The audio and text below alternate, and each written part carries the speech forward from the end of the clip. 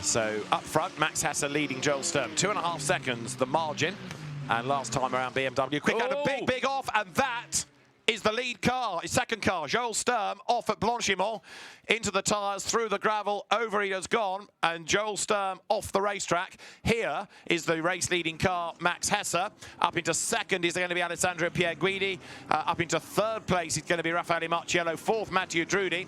That's going to bring out the yellows, surely. Oh, absolutely. There's no question about it. Full course yellow is coming in 20 seconds. Then.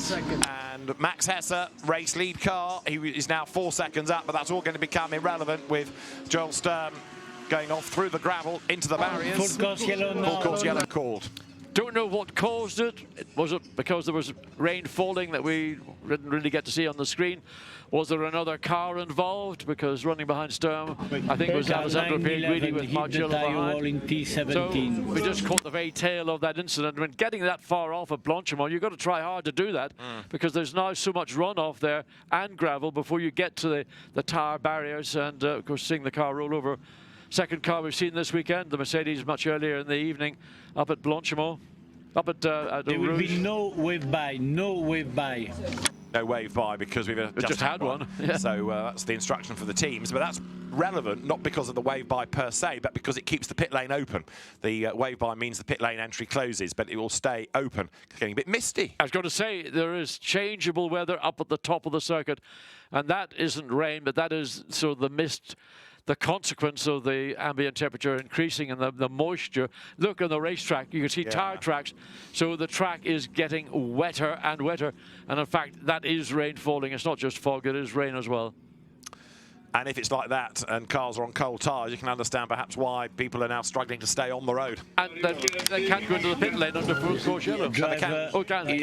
Only when the wave by is. Okay. We brought to medical center. Look, well, fortunately, Joel Sturm is walking away. There's damage to that car, including one of the rear wheels. You saw the drive shaft attached to the hub, to the wheel. Let's have a look again and just catch it. So, oh, he didn't even, I think that was wet track. That was high speed. I mean, the car went in there, well, certainly excessive of, I don't want to put a number on it, but that was a high-speed accident, and Joel Sturm was nothing less than a passenger. He could do nothing about it. Well, he, as you see, is okay and out of the car. He'll go to the medical centre just for a checkup, but he's had a wild old ride. Here it is again in replay. So the previous car through, there's a likewise. slight twitch, isn't there, from the Porsche as it comes into view? Just a slight twitch. So, I mean, you can see, I mean, whatever he's doing, he's probably on the brakes trying to slow it down, but a big hit. And then the car rolls over. Luckily, the strength of the driver's cell is such these days that the driver is very well protected. But when those incidents, your arms, your legs go flying around, and with all the tubular safety cell within the car, you hit those, and it hurts. Yeah.